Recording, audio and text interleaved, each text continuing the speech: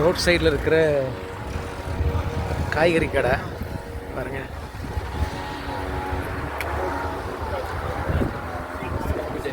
Hi.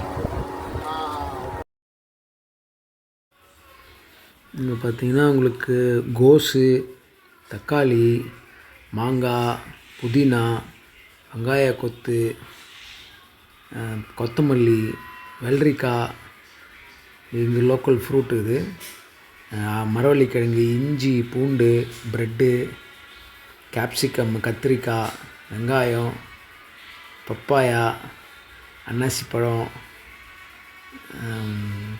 Watermelon, கிர்னி பழம், எல்லா fruits காய்கறிங்க கிடைக்கும். ஆனால் எல்லாமே ரொம்ப எக்ஸ்பென்சிவ் தான்.